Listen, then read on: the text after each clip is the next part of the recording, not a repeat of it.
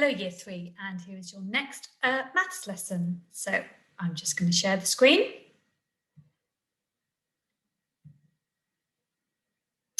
And here we are. So today's date, 29th of the 1st, 21, and your walk today is to choose efficient methods to add numbers with up to 3 digits. So a slightly different walk today. So if you would like to just pause the recording while you get that done. Okay, so today we're going to be using all of what you've learned so far with your column addition, but then also thinking back to before Christmas, when we were doing mental strategies. So sometimes we need to be thinking about how to add up numbers. Do we always need to write it down? So if you have a look at the question underneath the walt here, it says, which strategies have we learned to add 3-digit numbers? So far this year in Year 3, we've learned to add up 3-digit numbers in our heads using mental strategies. And over the last week or so, we've been using column addition. So we've been using written methods to do our calculations. And some of the questions that you've had are, do we always need to use a written method? Maybe you could tell somebody in the room now a calculation where you would not need to write it down. Okay, did you get one? I always think of something like 100 add 100. Would you need to write that calculation down? They're both 3-digit numbers, but I'm sure you would all be able to do 100 add 100 in your heads. And there are lots of other calculations that you would be able to do in your heads. But sometimes we do need to write the calculation down, depending on how tricky the numbers and the digits are. So today we're going to be looking at which is the best method to use.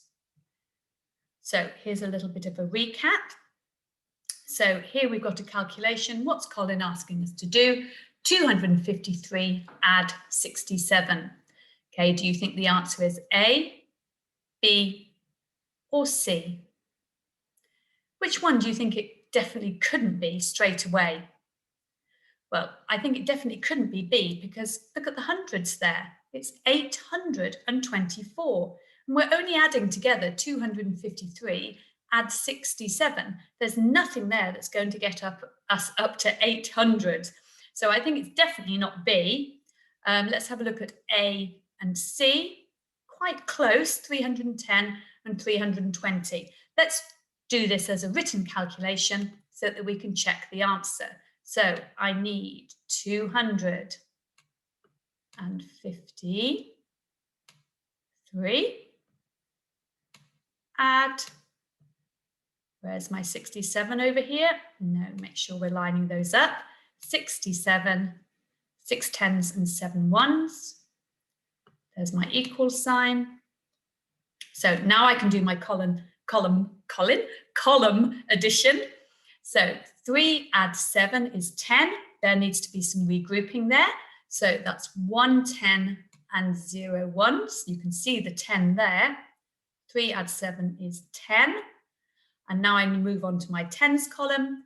5 tens add 6 tens, add 1 10. That's going to make 12 tens. Again, I need to regroup into 100 and 2 tens. There you can see the 12 tens there. 5 tens, add 6 tens, add 1 10 is going to make 12 tens. Finally, I move on to my hundreds. So I've got 200 add 100 makes 300. So my answer is 320. So it was C. The answer was C. Well done if you got that one straight away. Okay, so for that calculation we just did, we did use a written method. But sometimes we need to make sure that we're not doing a written method when we don't need to. And in the same way, try not to do something in your head and get it wrong when a written method would have been better. Okay, so hiding underneath here, well, I've got some different calculations and we need to match the best strategy for answering those questions. So here we go. On the left-hand side here, we've got 3 different addition calculations and 3 different ways of doing it. Okay, so maybe just pause the recording while you match those up. Okay, which one would you have chosen? So let's have a look at the different strategies first of all. So a column method, so a written method, where there is regrouping in the ones column. And then we've got a mental method. And then the final one, column method, where there's regrouping in multiple columns. So just not in the ones, maybe in the ones and the tens. Okay, so let's have a look at our first calculation. 456 add 99. Okay, which one did you match that to? Okay, hopefully you matched it up to a mental method. So if you remember before Christmas, okay, there we go, let's match them up. If you remember before Christmas, there was a strategy for doing this because 99 is very close to what?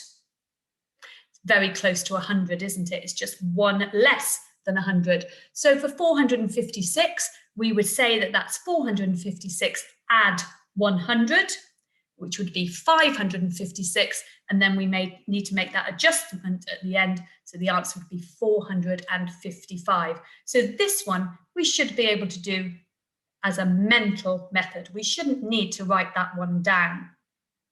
Okay, which leaves these two calculations here. Now, one of them needs regrouping in the ones column only, and one of them needs regrouping in multiple columns. So which one is which? Okay, so if we have a look at this calculation here, the ones column, we would have 5 add 7. So there definitely needs to be regrouping there. And this one would need 6 add 6. So again, there's regrouping there. So let's go back to this one. If this was 5 add 7, there's the regrouping. For the tens, it would be 20 add 50, or 2 tens add 5 tens, plus our regrouped 10, which would be 2 tens and 5 tens, which would be 7 tens, and our one extra regrouped 10, which would be 8 tens. There's no more regrouping for that one. So I think this one is just the regrouping in the ones column. So those two match up, which means this one must match up here. But let's just check. So we need column method of regrouping in multiple columns. So we know the 6 add 6 would need regrouping into 1, 10, and 2 ones. If you look at the tens column, 7 tens add 4 tens is already more than 10 tens. So that's already got more tens than you would need. So that one is definitely regrouping in multiple columns. Okay, well done if you match those up correctly. But you can see for those different calculations, there were different ways of doing it. And sometimes it's what's called choosing the most efficient method. For 456 add 99, the best way to do it is in your head, okay? You don't need to write that one down. The quickest way is to do it in your head. But for these other two, the best way to do it would be to write it down. Okay, so let's have a look at these calculations here over the next couple of pages. Which method would you use? 256 add 166. Would you try to do that in your head as a mental addition, or would you write it down? Well, I think this one would need a written method to do this one. So 256 add 166. We would need to do our place value headings. I've got slightly smaller squares today, so just bear with me. Hundreds, tens, and ones.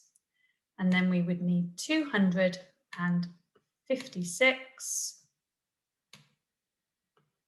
add 166. Make sure I've got my addition sign and my equal sign.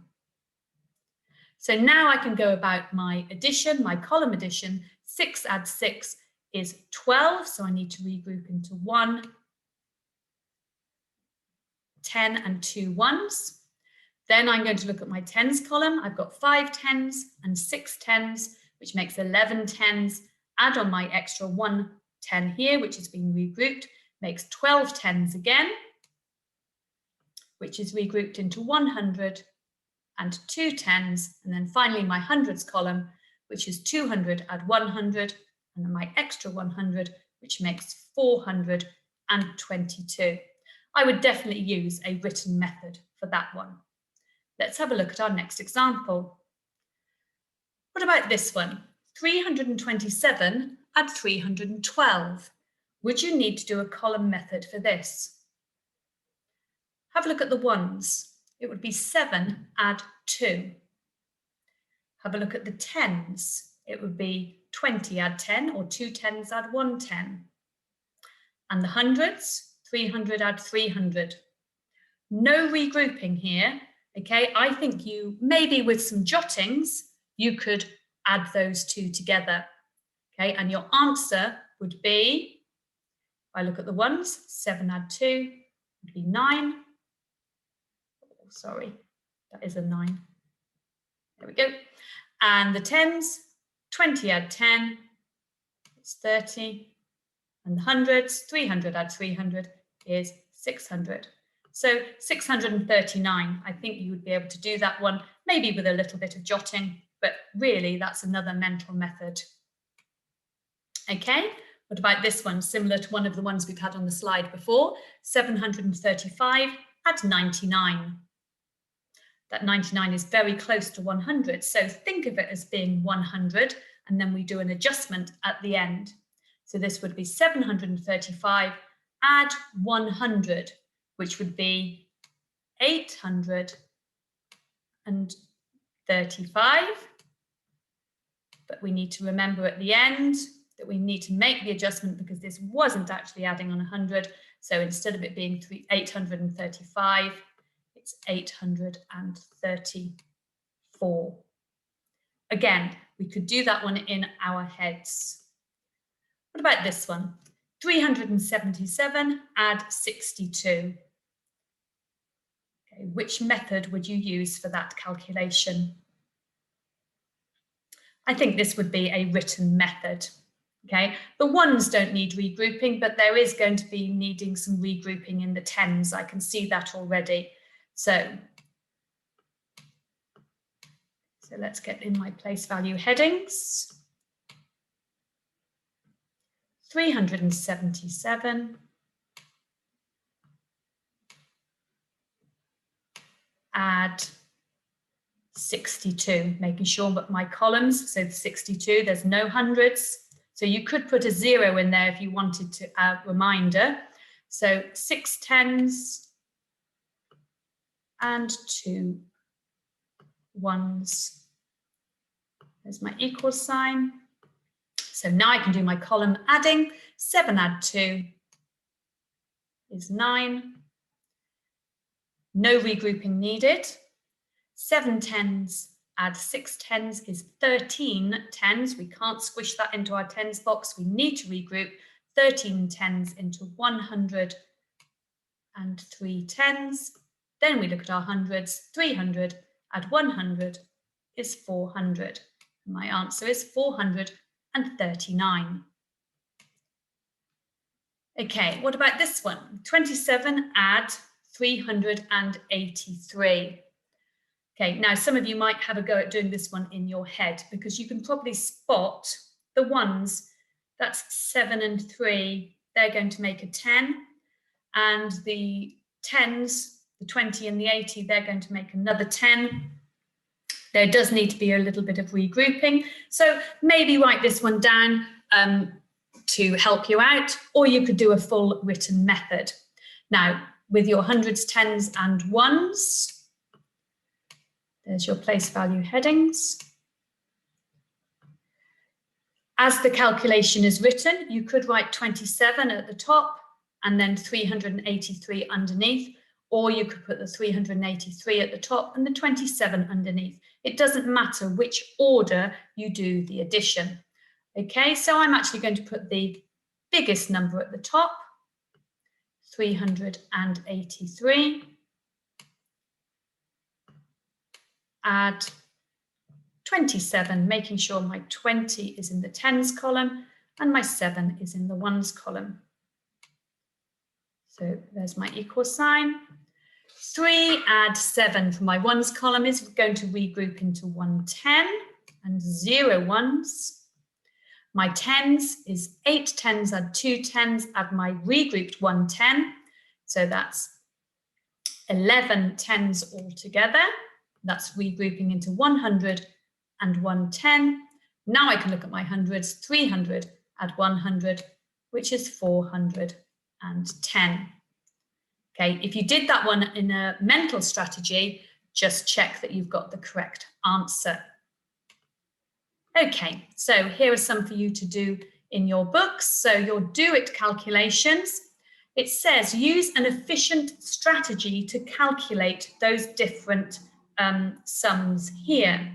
So if you think it's a mental strategy, you just need to write the answer and maybe tell me that it's a mental strategy that you've used. If it's a written method, then you're going to write down the full column addition. Okay, so those are your do it calculations there. So pause the recording while you have a go at those. Okay, and then when you're ready, you can move on to the go deep and the go deeper today. So let's have a look at the go deep. Colin thinks that 567 adds 399 is 968. Explain why he is incorrect.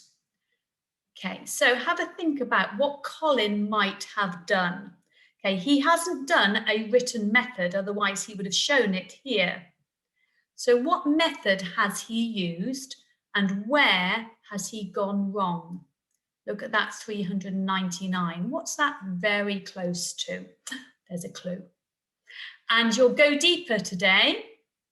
So it says, show an example of 2 3-digit numbers that can be added in your head with jottings, so little notes, and would need a written method. So the first one, what 2 3-digit numbers would you be able to do in your head? So that example I gave you, 100 add 100. You can do that in your head, or 500 add 150. Again, you could do that in your head. And then maybe some that you could do with jottings. Those could be the ones which have got that little bit of adjustment in them. So one that ends in 99. And then 2 that need written methods, any of the ones that you've been doing over the last week or so. Okay, so how many examples can you give for your go deeper? Okay, well done everybody today. I hope you've enjoyed the maths. That is our last lesson in the maths, but on Monday you've got some challenges to do for the end of the unit for column addition. And then after that, we'll be moving on to column subtraction. Did you spot the difference today? See you again soon.